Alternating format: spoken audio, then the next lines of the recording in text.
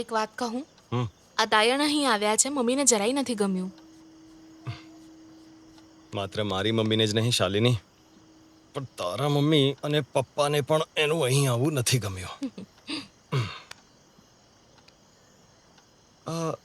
પેલા દિવસે તને દાયણે કાનમાં કંઈ કહ્યું હતું ને? શું કહ્યું હતું?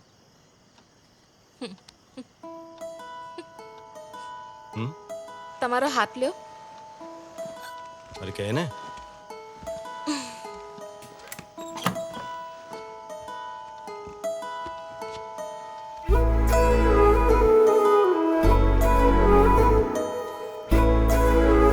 ખરેખર? હા.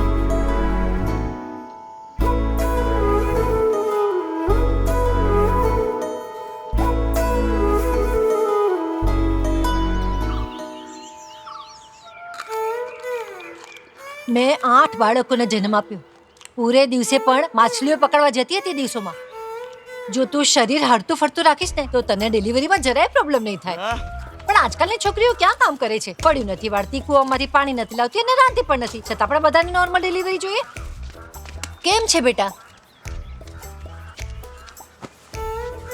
પિંડ તેલ, બાલારિસ્ટમ અને ધન્વંતરી તેલ અને લિકોરાઇઝ. જલ્દી દવાની દુકાને જા ને આ બધું લઈ આવ. હા, હટ અહીંયાથી. એને જરાય ગમ્યું નથી. હું એને દિવસમાં 2 વાર દૂધમાં નાખી બળદાન આપતો હતો. 8મા મહિનામાં જ બંધ કર્યું છે. હા. અને તમે જે તેલ કહ્યું ને એ તેલથી તો હું પણ માલિશ કરું છું. બહુ સારું કર્યું. હવે ચિંતા નહીં કરતો, સમજો તું.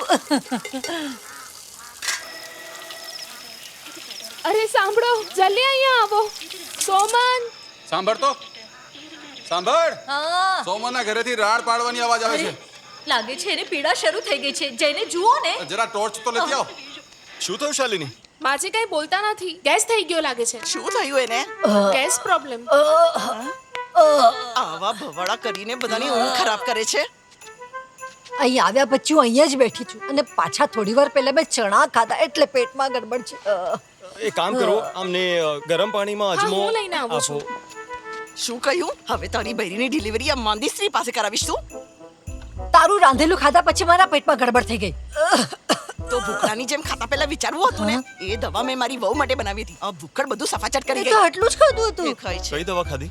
તરુણી પુષ્ટિ. લે સોમન, શું થયું? અરે કઈ ખાસ નહીં ભાઈ. ગેસ હા? ગેસ થયો છે અમને.